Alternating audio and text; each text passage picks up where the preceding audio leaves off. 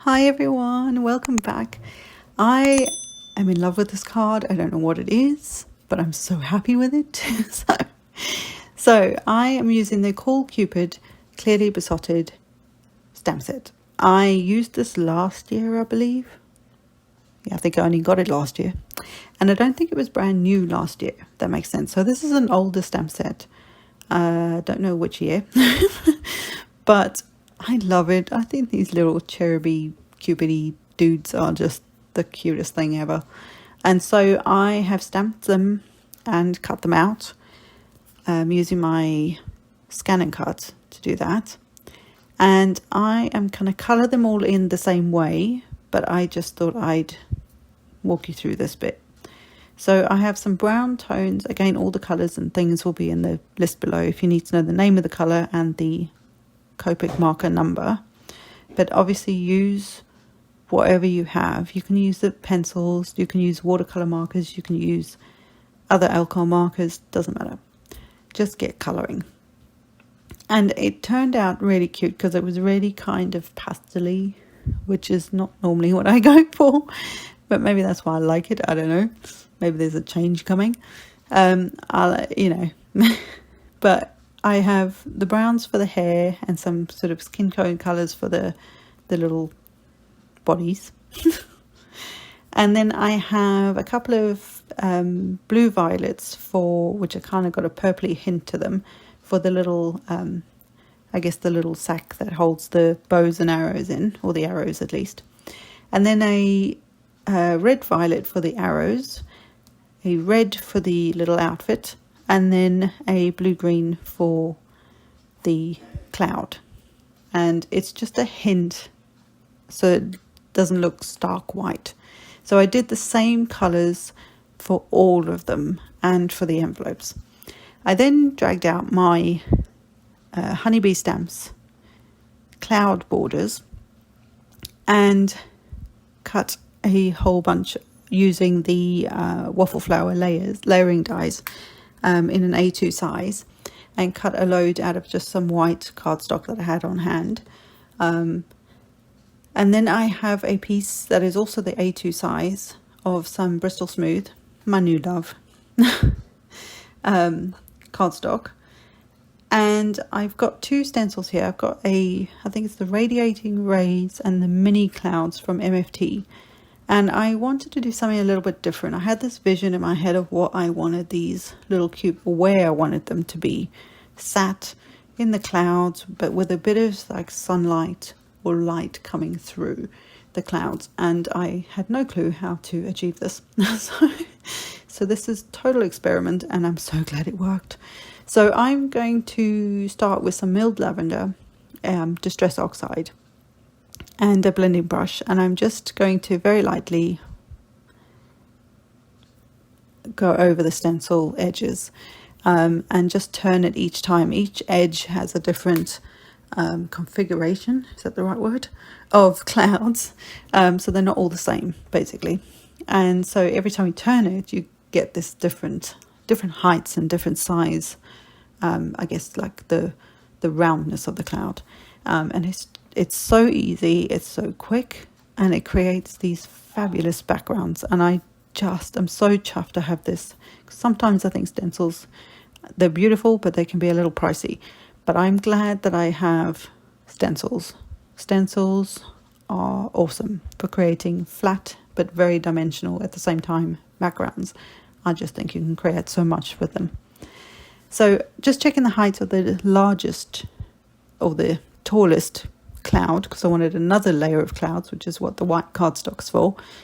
And then I'm going to try and work out where I want my rays to go. Now obviously they won't fit, I needed to make sure that the edge of the stencil, like where the rays end, if you like, weren't going to be past the top of the cloud, but also I wanted the sort of center of that sun to look like it was in the right place, because otherwise it's just going to look wrong. So I lined it up where I wanted it, and then just making sure that even on the sort of outer edge, it's not right on the edge of the stencil, so that there is a gap, so it will go off the edge of the page. that makes any sense. And then I'm going to use scattered straw in some Oxide ink. And I'm starting, this is a very light hand as well, but I'm starting from the center bit and going out, and then I'm getting even lighter as I go out. So when you're doing it, I'm doing a very soft hand and a light hand with it, but I'm then going even lighter and softer as I go out, you know, as I go to the ends of the rays, if that makes sense. And it's that easy, and you'll see it better at the end of the video, but I'll try and show it quickly here. But that is just the coolest thing to me. And it meant that center of the sun is where I could also add my sentiment, which is a bonus because I totally forgot that bit. So I then spritz it with water just for some extra texture in the background. I love doing that.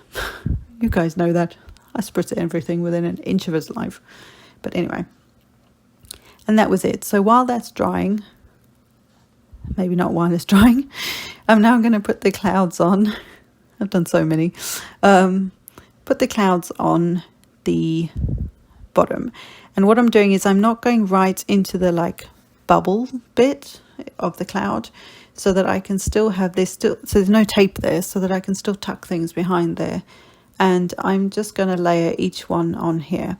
Now what I'd stopped to do there is I suddenly thought that what I should have done on these clouds is taken some maybe tumbled glass, is probably the lightest ink, blue ink, of the oxides, because usually I'll just use, most of the time I'll use the same type of ink together.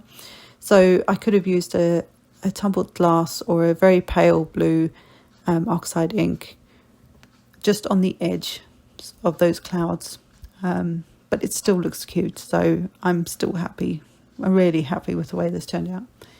Sometimes these things just come together and it's like, that was so good, but sometimes not so much. so I so far I'm happy. So now I've got my little clouds on there and deciding where each of these little guys have to go. This is again the fun part for me, but because I didn't have 10,000 like too many elements, it was a little easier. I think sometimes for want of better words, I overcook it, and I feel like I have to stamp and die cut all the images in a set, and use all of them on one card. You don't have to do that, and I need to learn to not do that, because you don't need to. You can, of course, but you don't need to. You can use just parts and pieces. Obviously for this one, it's a small stamp set, so I did use all 4 of the little guys, but they were all doing different things, so that made sense to me for what I wanted it for. But like I say, sometimes I just want to use every single image, and you really don't have to. So now I've placed them where I think I want them. They're just there where they make the most sense for me, and I want to put the sentiment on. So this first part of the sentiment you could use then, and this card could be for anybody for any time of year, because it says sending hugs and kisses. So to me, this doesn't have to, I know it's Valentine's-esque because of the Cupids, but it doesn't. It's a love card. It could go to a loved one any time of the year, I think. But there we go. And then for the second part of it, I eventually went with milled lavender again, and it says be mine, and it's very subtle, but it's there.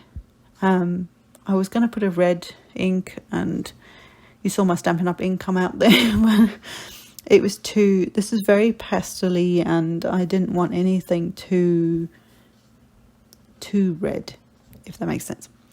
So I'm now just going back and sticking these images down just with some flat adhesive, double-sided adhesive.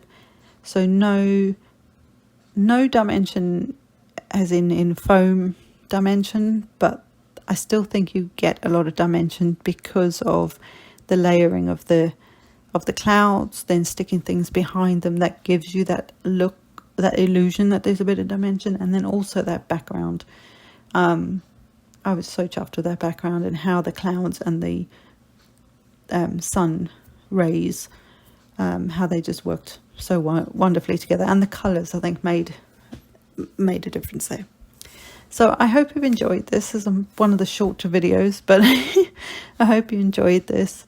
I hope it inspires you to grab an older stamp set and see what you can come up with.